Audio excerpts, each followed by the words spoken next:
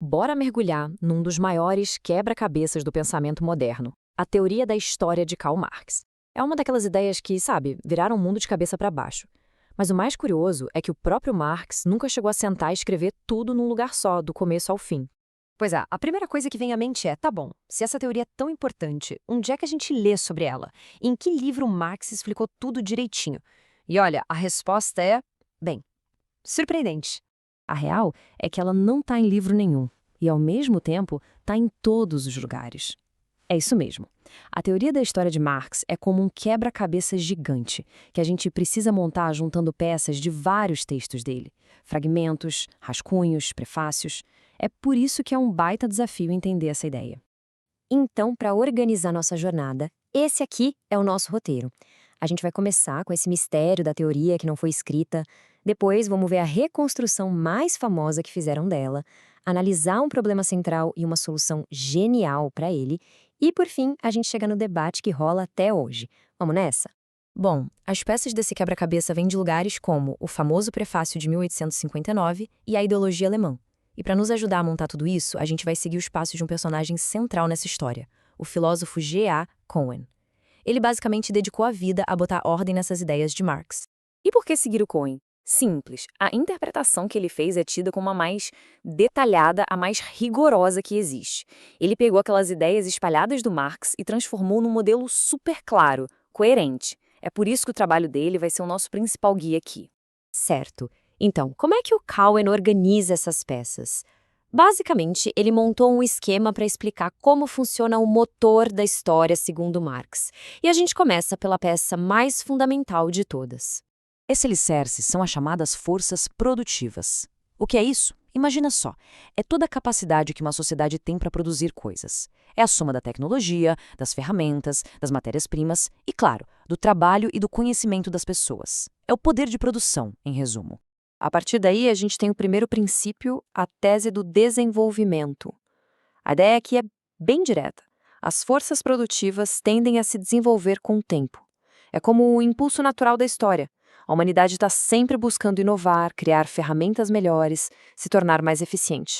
E isso leva a gente para a tese da primazia, que essa imagem aqui ilustra muito bem. Vamos lá. Pensa nas forças produtivas como o motor, o número 1 ali. Esse motor determina o design da máquina, o número 2, que é a estrutura econômica da sociedade, tipo se é feudalismo, capitalismo, etc.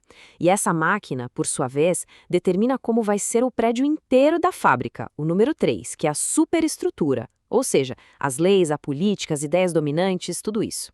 Parece um modelo super arrumadinho, né? Bem lógico. Só que tem um problema. Na verdade, um problemão. Existe uma contradição nos próprios textos de Marx, que ameaça derrubar essa construção toda do Cohen. A contradição é exatamente esta aqui. De um lado, o modelo do Cohen diz que as forças produtivas é que determinam a estrutura econômica. Mas, por outro lado, o próprio Marx escreveu lá no Manifesto Comunista que foi a estrutura capitalista que revolucionou as forças produtivas. E aí? É o clássico problema do ovo e da galinha. Quem determina quem, afinal? E a saída que o Cohen encontra para isso é simplesmente genial. É a chamada explicação funcional. Ele muda a pergunta. Ele diz o seguinte: uma estrutura econômica, como o capitalismo, não surge do nada. Ela existe porque ela é a melhor forma de desenvolver as forças produtivas naquele momento da história. E quando essa estrutura para de funcionar bem, quando ela vira uma corrente que prende o desenvolvimento, aí ela é trocada por outra. Ok, essa solução resolve o problema do ovo e da galinha, mas, ao mesmo tempo, abre uma outra discussão bem mais filosófica. Peraí, se as estruturas econômicas existem para cumprir uma função, isso quer dizer que a história tem um propósito, um objetivo? Para explicar esse raciocínio, o Cohen usa uma analogia fantástica, que vem lá da biologia.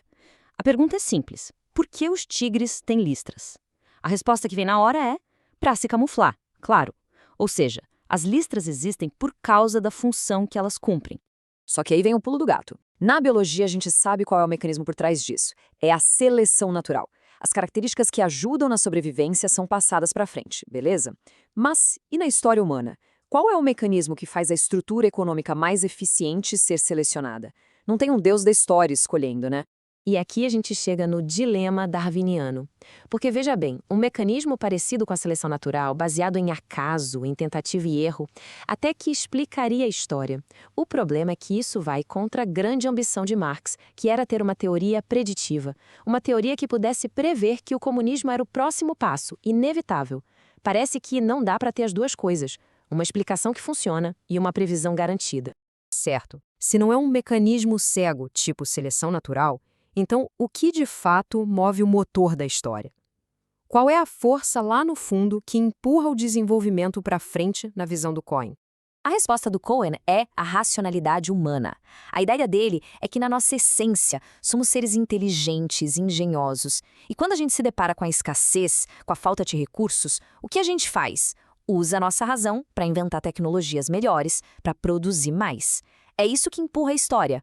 Só que essa resposta também não é um consenso, claro. Muita gente critica essa ideia. Primeiro porque, bom, as sociedades nem sempre agem de forma tão racional assim, né? Muitas vezes o poder, a religião ou a simples tradição acabam bloqueando o desenvolvimento.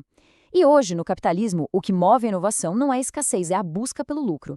Então, talvez essa visão de que tudo é sobre produção seja um pouco limitada para explicar a bagunça que é a história humana. Isso nos traz para o cenário atual. O modelo do Cohen foi e ainda é super influente, mas ele está longe de ser a única forma de ler Marx. Na verdade, o debate sobre o que Marx realmente quis dizer com sua teoria da história está pegando fogo até hoje. Olha só, existem várias outras leituras. Tem gente que defende que Marx nunca quis criar uma teoria geral da história, que o foco dele era só o capitalismo. Outros acham que a interpretação do Cohen é muito quadrada, muito mecânica, e que ignora o método dialético de Marx. E tem até interpretações mais novas, que mostram Marx mais preocupado com ecologia no fim da vida, e não só com produzir mais e mais. No fim das contas, essa discussão toda sobre a teoria de Marx nos deixa com uma pergunta fundamental. Afinal, o que é história? Ela é tipo uma máquina que segue um caminho lógico, previsível? Ou ela é mais como uma história aberta, que vai sendo escrita por nós, cheia de acasos, de escolhas, de conflitos? A resposta para isso, assim como a teoria de Marx, talvez seja um projeto que nunca fica totalmente acabado.